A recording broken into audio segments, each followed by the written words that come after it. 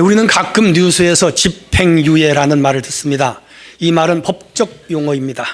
어떤 사람이 죄에 대하여 유죄로 인정은 하되 형을 집행하지 않고 유예하는 제도를 집행유예 그렇게 말합니다. 예를 들어서 3년 이하의 징역 혹은 금고형인 경우 정상을 참작해서 그 기간을 집행을 유예하는 거예요. 그 기간 동안에 이 사람이 선하게 살고 죄를 짓지 않고 바로 살면 그 선고 기간, 유효 기간이 끝나면 자동적으로 그의 형이 소멸되는 그런 제도입니다. 이런 사법제도는 죄질이 무겁지 않은 경우 집행유예를 통해서 개과천선을 할 수 있는 기회를 국가가 주는 거죠. 그 사람이 사회에 나가서 착실하게 살아갈 수 있도록 하는데 목적이 있죠.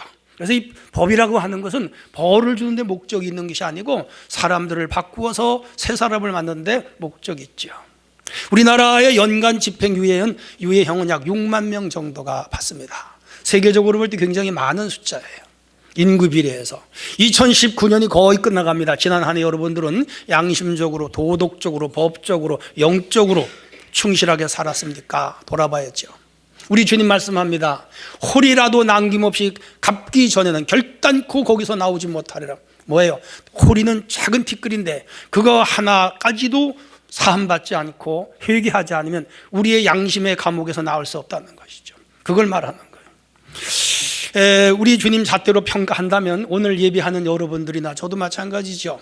양심적으로, 도덕적으로, 또 신앙적으로 주님 앞에 부끄럽지 않은 분 하나도 없을 거예요. 오늘 한 해를 마무리 지면서 우리는 한번 돌아보시고 하나님께서 매년마다 우리에게 집행유예를 주지 않았으면 여기 설 사람 하나도 없어요. 벌써 죽었죠. 구약적으로 사람을 다루면 다 죽었어요. 근데 해마다 한 해씩 집행유예. 그래서 여기까지 온 거예요. 저 거의 70년 살아가는데 저는 지금까지 해마다 하나님이 집행유예에서 여기까지 왔어요. 내가 마지막 죽을 때까지도 하나님이 집행유예 때문에 살 거라고 봐요. 그런 의미에서 오늘 집행유예된 운명이라는 주제인데 한 해를 잘 돌아보고 잘못 철저하게 회개하고 그리고 새해를 큰 다짐과 새로운 마음가짐으로 맞이하는 우리 성도들이 될 수 있기를 바랍니다. 자, 오늘 집행유예된 운명이잖아요. 주제가 첫 번째 주제입니다. 주님은 우리 각자에게 뭐가 있느냐? 기대가 있다 이거죠. 6절입니다. 다 같이 읽어봅니다. 시작. 이에 비유로 말씀하시되 한 사람이 포도원에 무화과 나무를 심는 것이 있더니 와서 열매를 구하였으나 얻지 못했다. 오늘 본문은 어떤 사람이 예수님을 찾아왔어요. 예수님, 유대 총독 빌라도가 갈릴리 사람들 많이 죽였잖아요. 많이 죽였어요. 자, 그래서 그 문제로 예수님께 상담을 하 주님 말씀합니다. 갈릴리 사람들이 빌라도에게 죽은 것이 갈릴리에 사는 다른 사람들보다 죄가 더 많아서 죽은 줄 아느냐? 아니다. 너희도 회개하지 않으면 죽는다. 또 하나는 그 사람이 묻지 않았는데 주님 말씀해요. 실로암 망대가 무너져서 8명이 얼마 전 죽지 않았느냐? 그러면 그 죽은 사람들이 죄가 많아서 죽은 줄 아느냐? 아니다. 너희도 회개하지 않으면 죽는다는 거죠. 유대인들은 어떤 재앙이나 죽음, 큰 어려움을 당하면 죄가 있어서 그렇다고 생각을 했어요. 오늘도 그건 우리 마찬가지예요. 자, 그런데 우리 예수님은 너희도 회개하지 않으면 망한다. 이게 5절 말씀이죠. 포도원 주인 이야기를 예수님 이제 비유로 그 팩트에 대해서 오늘 한 비유를 설명하는 거예요. 그게 포도원 비유예요. 주인이 포도밭이 있고 과원지기에게 맡겼어요. 청직이죠. 그리고 포도밭에다가 무화과 나무를 몇 그루인지 몰라 심었는데 한 해, 두 해, 3년 내리왔는데 열매가 없는 거예요. 그래서 3년째 와가지고 이 무화과 나무가 열매 몇 개 내었고 횟수도 됐고 아주 무성한데 맺질 않으니까 그 과원지기에게 이 사람아 저 잘라버리게. 쓸데없네. 열매를 안 맺지 않나. 그랬더니 과원지기가 아유 3년간 돌보느라 고생 많이 했고요. 그럼도 많이 줬는데 아깝잖아요. 주인님 한 해만 더 유예해 주시지요. 올해도 열매를 맺지 않으면 제가 내년에 잘라버리겠습니다. 이 나무의 운명은 1년 유예예요. 1년 유예. 맺지 않으면 그 운명은 사라지는, 죽는 거죠. 여기서 이 포도나무의 나무는 누구를 말하느냐? 모든 성경에서 주어는 하나님이고 목적어는 나예요. 포도나무 누구라는 거예요? 크게 포도나무가 누구예요? 나를 가리키는 거예요. 따라하십니다. 포도나무는 나입니다. 우리가 포도나무예요. 열매를 못 맺어서 주님이 처단하겠다. 근데 1년만 더 유예해달라. 관리인이 1년 유예된 거예요. 그 우리들이란 말이죠. 주인은 무화과 나무를 포도원에 심고 열매 맺기를 기대했죠. 기대가 컸죠. 열매가 없어요. 주인은 무화과 나무를 사랑했습니다. 주님 우리도 사랑해요.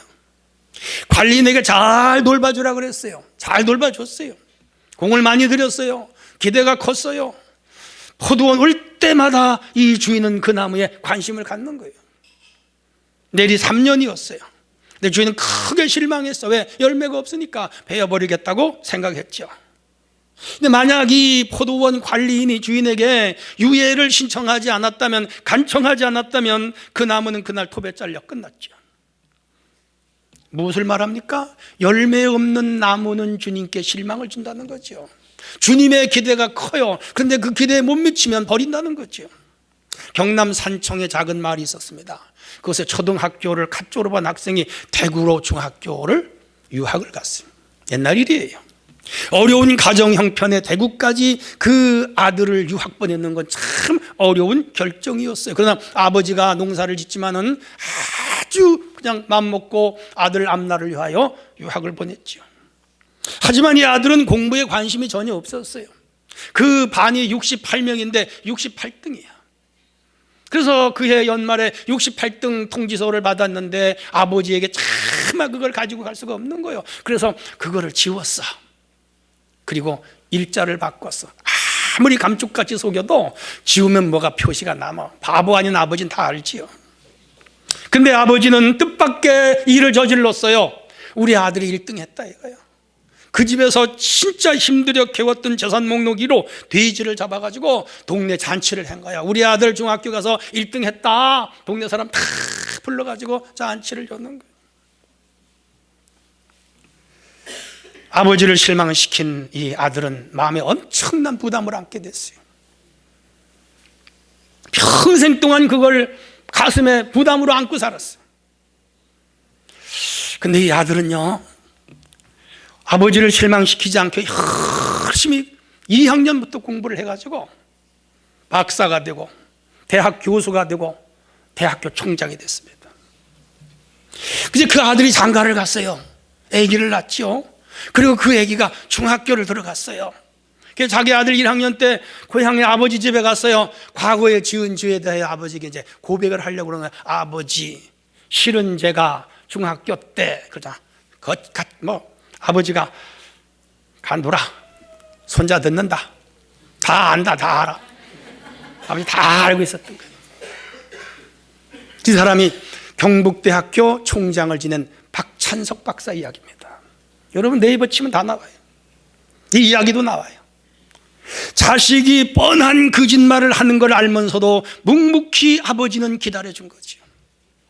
아들이 거짓말할 때 돼지를 잡아서 잔치함으로 다시는 거짓말을 못하게 아버지가 만들어버린 거죠. 그것이 효과가 났죠. 그 아이는 머리 싸매고 공부해서 그 후에 1등으로 해서 대학 교수 총장까지 된 겁니다. 자식은 부모의 기대와 믿음의 크기만큼 성장한다는 말이죠. 아버지 한 사람이 100명의 스승보다 낫다. 프랭클린이 한 말입니다. 그 아버지가 아들보다 위대해요. 비록 농부였지만 그 아들에 대한 기대를 저버리지 않고 그렇게 해서 아들에게 푸시를 했죠. 모티베이션을 준 거죠. 동기를 준 거죠. 그래서 그 아이는 대학 총장이 된 거죠. 자, 여기 등장하는 포도원은 교회입니다. 그리고 무화과 남은 우리 각자입니다. 수주중앙교회 포도원에 우리를 심었습니다. 여러분 가정이 포도원이기도 해요. 우리 대한민국이 포도원이기도 해요. 여기에 우리를 심은 거예요. 주인은 우리에게 열매를 기대하지요. 핵심은 열매예요. 열매를 맺어야 되는 거예요. 성령의 열매, 기도의 열매, 예배의 열매, 봉사의 열매, 찬미의 열매, 성령의 열매, 빛의 열매를 맺어요. 근데 더 중요한 주어는 회개의 열매예요. 여기 핵심은 회개예요. 옆 사람은 회개의 열매를 맺읍시다. 우리 주님은 우리의 큰 기대를 가지고 있는 거예요. 주님의 기대에 실망을 드리지 않도록 우리는 각자 책임을 다 해야 돼요. 인간의 근본됨의 자세고 신앙인의 근본됨의 자세지요. 올해 열매가 혹시 원치 않더라도 주님 앞에 또 한 해 유예시켜 주세요. 그렇게 기도하고, 올해는 진짜 하나님 앞에 부족했습니다. 돌아보니 너무 창피합니다. 하나님 앞에 사람 앞에 고개를 들 수가 없습니다. 그렇지만 주여 내년 한 해 유예해 주시면 내년에야말로 열매를 맺겠습니다. 이런 마음으로 한 해를 마무리 짓는 우리 모두가 될 수 있기를 바랍니다. 두 번째 주제입니다. 우리 주님은 우리에게 충분한 기회를 주시는 분이에요. 7절로 8절입니다. 같이 읽어봅니다. 시작. 포도원 지기에게 이르되 내가 3년을 와서 이 마우하가 나무에서 열매를 구하되 얻지 못하니 찍어버리리라.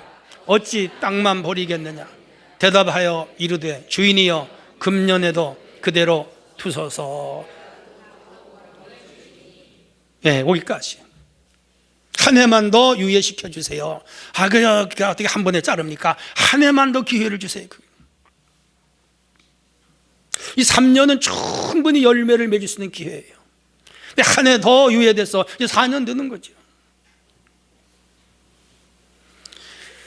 이 비유의 신학이 있어요. 첫째는 심판의 당위성을 설명합니다. 두 번째는 심판의 연기성을 강조합니다. 세 번째는 하나님의 인내를 강조합니다. 네 번째는 하나님의 은혜를 드러냅니다. 이렇게 해도 열매가 없을 경우 이젠 개과 천선의 개전의 정이 없어. 전혀 기대가 안 돼. 그럼 잘라버리는 거예요. 주님은 끝까지 참으면서 기대감을 가지고 다시 한번 이 사람이 열매를 맺는 기회를 주시는 우리 하나님인 것을 발견하죠. 우리 하나님은 우리에게 핑계할 수 없게 하세요. 그러므로 우리는 열매를 맺어야 되는데, 유년은 유년 시절에 맞는 열매를 맺어야 돼요. 청소년은 청소년 시절에 맞는 열매를 맺어야 돼요. 장년은 장년에 맞는 그 열매를 맺어야 되고요. 노년은 노년에 맞는 열매를 맺어야 돼요. 신앙도 마찬가지예요. 세례교인은 세례교인에 맞는 열매를 맺어야 돼요. 집사님들 계시죠? 집사님에 맞는 열매를 맺어야죠. 권사님들 계시죠? 권사님에 걸맞는 열매를 맺어야죠. 안수 집사님들 계시죠? 거기에 걸맞는 열매를 맺어야죠. 장로님들 계시죠? 거기에 걸맞는 열매를 맺고, 목사지요? 목사에 걸맞는 열매를 맺어야죠. 주님은 오늘도 그 열매를 요구하고 계신 줄 믿으시기를 바랍니다. 각자의 나이와 직분과 직책에 맞는 열매를 우리 주님은 원한다는 거죠. 그 열매로 주님 앞에 나가는 우리 모두가 될 수 있기를 바랍니다. 누가 말했듯이 시간이 유수와 같이 흐릅니다. 금년 이틀 남았어요. 눈 깜짝할 사이에 시간 지나갔어요. 참 빨라요. 어물어물 하다 보니까 1년이요. 김동길 박사가 말했듯이 50살에는 50km로 가고, 60살에는 60km로 가고, 70살이면 70km로 가는. 우리 이틀 남은 한 해를 돌아보고 우리 자신들을 깊이 각성하고 자성하고 반성하는 시간이 돼야 할 줄로 믿습니다. 자, 여기 연말이 지나가기 전에 우리가 몇 가지 주의해야 할 주제가 있어요. 그 하나는 하나님과 관계를 정직하게 평가해 봐야 됩니다. 하나님의 자녀답게 살았습니까? 주님이 나를 위하여 죽으신 일에 대해 얼마나 반응하며 살았느냐 이 말이죠. 하나님의 말씀에 얼마나 지난해 순종했느냐 이 말이에요. 성령과 교제를 했습니까? 믿음이 많이 자랐습니까? 주님을 전보다 많이 사랑을 했습니까? 스스로 진실한 평가를 해야 돼요. 내가 후한 평가를 해도 주님이 박한 평가를 하면 안 되잖아요. 내가 나에게 박하게 평가하고 주님 앞에 더 나 자신을 돌아보고 다잡는 시간이 돼야 되죠. 고백되지 않은 죄를 회개해야 됩니다. 금년에 주님께 고백하지 않은 죄를 내년으로 이월시키면 안 돼요. 바로 회개해야죠. 금년에 지은 죄들을 금년에 모두 해결하고 다음 해로 넘어갈 수 있기를 바랍니다. 다른 건 이월을 시켜도 죄는 이월시키면 안 됩니다. 죄를 회개하고 주님 앞에, 양심 앞에 자유롭게 설 수 있는 우리 성도들이 될 수 있기를 바랍니다. 세 번째는 기도 응답을 체크해야 됩니다. 2019년도에 기도 응답을 몇 개나 받았습니까? 저는 여러 개 받았어요. 참 감사해요. 여러분의 기도 명단에 기도 제목이 몇 개나 있습니까? 아예 기도 안 하고 사신 분들도 있는지 몰라요. 그 기도 제목을 위하여 얼마나 열심히 기도를 했습니까? 개인적인 기도, 가정적인 기도, 국가와 민족을 위한 기도, 내가 다니는 교회를 위한 기도를 여러분 얼마나 했습니까? 안 했다면 더 크게 회개하셔야 돼. 적게 했다면 회개하고 많이 해야 돼. 그리고 그 기도 제목을 지우지 말고 끊임없이 해야 돼요. 우리 새벽 기도 나오시는 분들이 있습니다. 열심히 합니다. 저는 우리 김원혜 집사님 앉은 자리에서 요즘은 기도해요. 여기서 했더니 관절이 망가지더라고요. 의자에 앉아서. 거기 올라앉아서 그 기도 제목 쪽을 바라보면서 매일 아침 쭉쭉 하면서 기도합니다. 엎드렸다 폈다 엎드렸다 폈다 다 아실 거예요. 저만이 아니요. 우리 새벽 기도하는 365일을 그렇게 기도했다 이 말이에요. 목사님이 그렇게 기도하고 새벽 기도 일꾼들이 그렇게 기도하면서 이 교회가 세워져 왔어요. 내가 헌금을 하니까 이 교회가 된다? 아니에요. 내가 성서 봉사를 하고 내가 주일학교 봉사를 다 중요한 가치들이에요. 교회는 영적인 기관이죠. 이렇게 새벽마다 365일을 끊임없이 기도하는 사람들이 있다는 거죠. 그렇게 해서 교회가 세워지는데 한 번도 기도를 안 했다? 회개해야지요. 다른 사람이 이렇게 열심히 기도하는데 한 번도 기도를 안 했다? 회개해야죠. 그리고 주여 내가 기도 열매 못 맺었습니다. 내년도부터는 기도 열매 맺겠습니다. 아멘. 그렇게 하면서 한 해를 또 넘어가는 우리 성도들이 돼야 할 줄로 믿습니다. 금년에 기도 응답 받지 못했으면 내년에 꼭 받겠습니다. 하나님 내가 기도 많이 하겠습니다. 또 하나는 타인의 나에 대한 모든 죄를 용서해야 됩니다. 나에게 손해 피해 입힌 자들을 용서하고 가세요. 나에게 상처를 주고 힘들게 한 분들을 오늘 용서하고 내년으로 넘어가시기를 바랍니다. 아멘 안 하시네요. 나에게 불쾌감을 주고 고통을 준 분들을 용서하고 내년으로 넘어가시기를 바랍니다. 그게 신앙이에요. 용서를 내년으로 미루면 안 됩니다. 용서하는 일은 금년에 끝나세요. 오늘 지난해 자기와 얽힌 여러 가지 복잡한 일들, 많은 사연들, 힘들게 했던 것들, 나에게 고통을 주었던 것들 오늘 다 용서하고 내년으로 건너뛰어 가시기를 바랍니다. 오늘 이 설교를 들으면서 생각나는 사람이 있거나 또 얼굴이 지나가는 사람이 있으면 오늘 마음으로 용서하시고 그 사람에 대하여 다시는 뇌까리지 않는 우리 성도들이 될 수 있기를 바랍니다. 성경에 보면 내가 마음으로 용서하지 아니하면 내가 너와 함께 하지 않는다 그랬어요.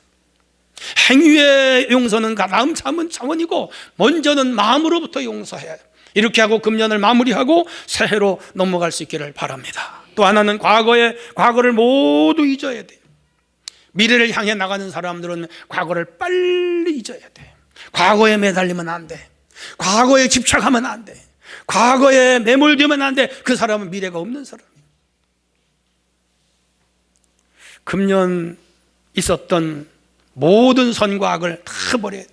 회개하고 용서하고 풀어주고 놓아주고, 그리고 당신이 만나지 말아야 할 사람을 만나고 있다면 다 정리하고 옆 사람하고 새해로 넘어갑시다. 오늘 정리하고 넘어가야 되는 거예요. 하지 않아야 할 일을 하고 있다면 오늘 정리하셔야 돼. 한 해가 가기 전에. 갖지 말아야 할 것들을 소유하고 있다면 다음 해로 가기 전에 그거 빨리 버려야 돼. 이게 회개예요. 잊지 말아야 할 자리에 있다면 원래의 자리로 돌아가야 해. 자기 포지션으로 가라 이 말이에요. 주님의 구속의 사랑을 받아들여야 돼요. 우리 주님이 원하는 자리로 나가셔야 돼요. 이 시간에 우리 하나님께서 우리에게 주신 기회라고 받아들이시기를 바랍니다. 이 기회를 놓치면 열매 맺을 수 있는 상태로 돌아갈 수가 없어요. 우리 다 정리하고 깨끗하게, 가능하면 남에게 빚진 것까지도 해결할 수, 빨리 해결하고, 남에게 상처 준 거, 남을 힘들게 한 거, 이런 거, 남에게 피해를 준 거 오늘 다 사과할 거 사과하고, 정리할 거 정리하고, 새로 해던 새로운 마음으로 건너가는 우리 성도들이 될 수 있기를 바랍니다. 할렐루야. 보라 지금은 은혜 받을 때요, 보라 지금은 구원의 날이야. 내일 미루고 모레로 미루면 우리에게 기회는 영구히 사라지고 말아요. 오늘밖에는 기회가 없고 내가 숨쉬는 이 자리에 있는 것이 곧 나의 생존이요. 나 정리하고 새해로 넘어갈 수 있는 우리 성도들이 될 수 있기를 바랍니다. 세 번째 주제입니다. 우리가 살 길은 열매를 맺는 거예요. 9절을 다 같이 읽어봅니다. 시작. 이후에 만일 열매가 열면 좋거니와 그렇지 않으면 찍어버리소서 하였다 하시니라. 이 말은 관리인의 말이에요. 무화과 나무의 생명은 열매를 맺느냐 맺지 못하느냐에 달린 거지요. 시간이 그렇게 많지 않아요. 이 주인 관리인의 요청에 의해서 나무의 운명은 잠시 유예된 거예요. 이 비유에 등장하는 요체들을 보면 무화과 나무는 1차적으로 유대인이에요. 2차적으로 오늘 우리들입니다. 주인은 하나님, 과원직인은 예수님, 변호인이에요. 열매는 회개고 베어버리면 심판이에요. 당시 유대 엘리트 유대교인들은 죄를 지면서도 죄를 몰랐거든요. 바리새인, 서기관, 사두개인, 율법사, 장로들, 그 자들이 예수님 죽였잖아요. 그리고도 회개하지 않았잖아요.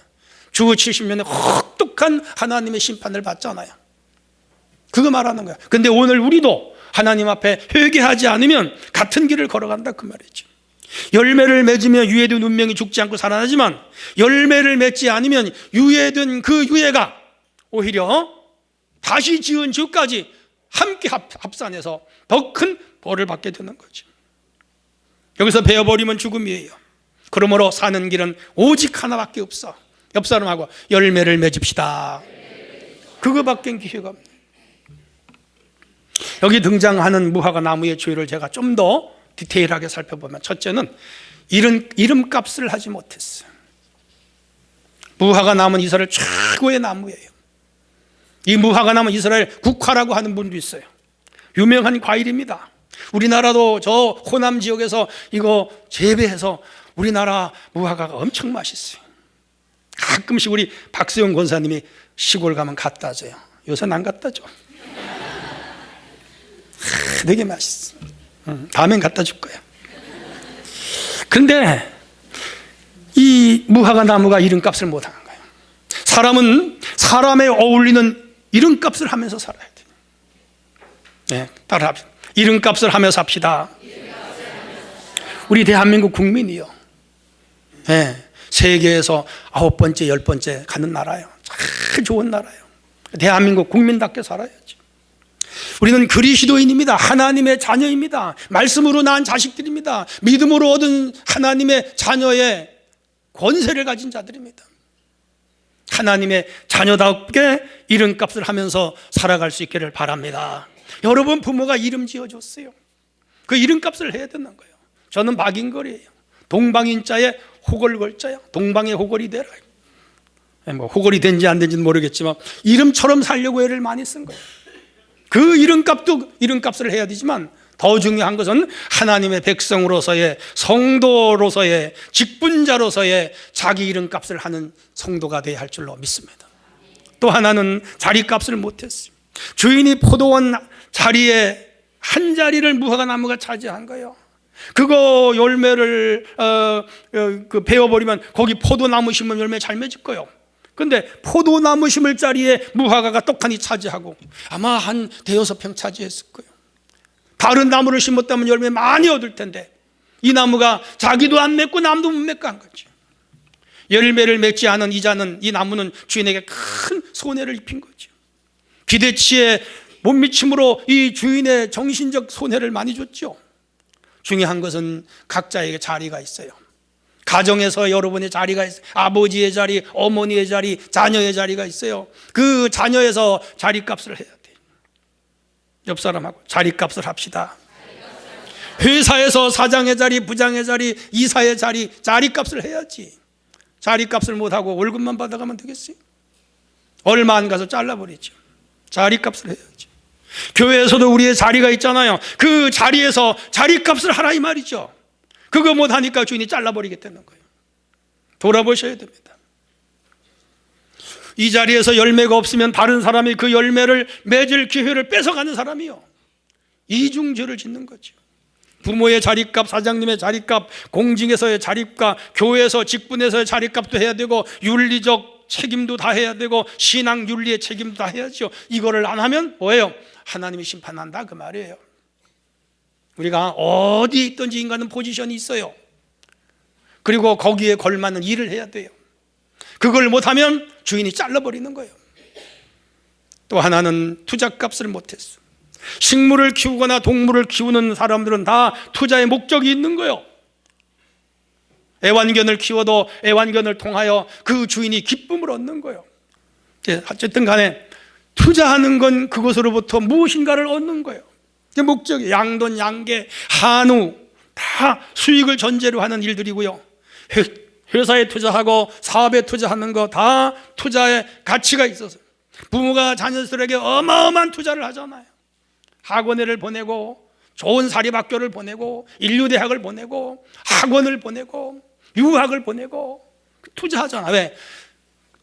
얻는 게 있어요. 얻으려고. 그렇게 부모가 투자했으면 자녀들이 그 이익을 부모에게 주지 않더라도 자기가 풍성히 누리며 살아가면 그 부모가 원하는 거에 드는 거잖아요. 사회인으로 충실하게 지식을 습득하여 성공적으로 살아가기를 원하잖아요. 투자하는 거예요. 우리나라는 공군에게 조종사 한 명에게 2억 3억을 투자합니다. 국민들 세금이. 왜? 훌륭한 조종사를 키워서 전쟁의 영공을 수호하게 하기 위하여. 상군사관 학교가 있잖아요. ROTC가 있잖아요. 학사장교가 있잖아요. 국가가 투자하는 거야 다. 공무원, 경찰, 그리고 스포츠맨, 국가가 어마어마한 천문학적인 돈을 투자하는 거예요. 국가가 하는 게 국민들이 하는 거죠. 왜? 그렇게 해서 국가 이익을 내놓으라 이거죠. 근데 그들이 투자를 해서 그렇게 투자를 했는데 국가와 우리 국민들에게 이익과 유익을 주지 않으면 잘라버리는 거죠. 교회는 선교에 투자하고 구제에 투자하고 교육부서에 투자합니다. 투자에 많은 열매를 맺어야죠. 중요한 것은 하나님 우리에게 엄청난 투자를 했어요. 하나님이 우리에게 투자한 것은 이 1월 성신 이 전체를 우리에게 자연으로 주신 거 엄청난 투자죠. 그거보다 더 큰 투자는 하나밖에 없는 독생자를 이 땅에 보내서 십자가에 죽게 하여 그 피를 흘림으로 죄로부터 우리를 자유하게 하시고 영원한 천국을 주님 아래 놓으시고 그 세계에 들어가 살 수 있는 큰 은혜로 무조건 그 아들 생명 하나로 우리를 구원하신 줄로 믿습니다. 엄청난 투자, 놀라운 투자죠. 그렇다면 우리는 주님 앞에 빚진 자들이에요. 주님 투자 값을, 주님이 우리에게 투자한 값을 주님 뽑아야 되잖아. 우리가 그 값에 미치지 못하면 주님 잘라버린다는 거예요. 주님의 투자 값에 충분히 우리가 답을 드리는 성도가 되어야 할 줄로 믿습니다. 하나 더 하면 시간 값을 하지 못했어요. 3년간 열매를 안 맺은 거예요. 주인이 더 이상 잡지 못하고 베어버리겠다는 거예요. 여기 주인은 하나님이요. 베어버리지 마세요. 한 해만 유예해 주세요. 이분이 예수님이요. 하나님의 주님의 사랑이 여기 있죠. 1년 동안 열매가 없으면 실제로 잘라버릴 거예요. 우리는 한 해를 보냈습니다. 2020년 또 한 해를 우리에게 주님은 시간적 선물을 주시려고 합니다. 건강도 주시고 체력도 주시고 물질도 주시고 일터도 주시고 주님을 섬기는 수주중앙교회도 주셨습니다. 여기 성가대도 이거 하나님 주신 자리예요. 여기 우리 오케스트라도 주신 자리예요. 여러분 다 직분은 하나님 앞에 열매 맺으라고 주신 자리예요. 하나님이 참고 참으면서 여기까지 왔어. 주여, 올해는 내가 예배 생활도 제대로 못하고 기도 생활도 제대로 못하고 봉사도 제대로 못하고 헌금도 제대로 못하고 살았습니다. 주여, 내년부터는 바르게 살겠습니다.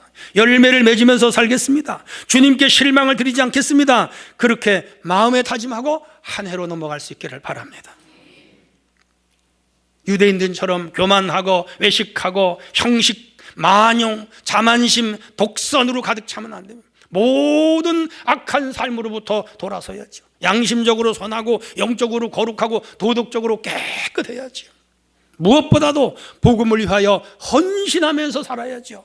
이런 마음의 다짐을 하는 시간이 될 수 있기를 바랍니다. 서두에서 말씀드렸듯이 기도, 전도, 봉사, 사랑, 섬김, 찬양, 예배의 열매를 잘 맺는 우리 성도가 돼야 할 줄로 믿습니다. 기회는 1년입니다. 짧아요. 유예되었어요. 기억하십시다. 그리고 올 한 해를 철저하게 반성하고 2020년에는 진짜 하나님 앞에 바로 살겠습니다. 그렇게 다짐하고 넘어가는 우리 모두가 되어야 할 줄로 믿습니다. 결론입니다. 돌아보면 후회와 아쉬움만 쌓이죠. 잘 하려고 했는데 잘 안 됐어. 결심은 많이 했는데 잘 안 되더라고. 저도 올해는 주여 제가 이런 해보고 싶습니다. 내가 기도는 이렇게 하겠습니다. 주님 앞에 봉사는 이렇게 하겠습니다. 수없이 다짐을 했는데 잘 안 되더라고. 최선을 다 하려고 노력을 해도 안 되는 부분들이 있어. 인간의 한계와 육체적인 한계를 느꼈죠. 그러나 주님 앞에 돌아보면 참 부끄럽고 또 죄송해. 더 열심히 할 수 있었는데, 더 부지런히 할 수 있었는데, 주님 진짜 실망드리지 않을 수 있었는데, 그런 마음이 아쉬워요. 그러나 오늘 과언직에 의해서 한 해가 유예됐으니까 다행이라고 생각해요.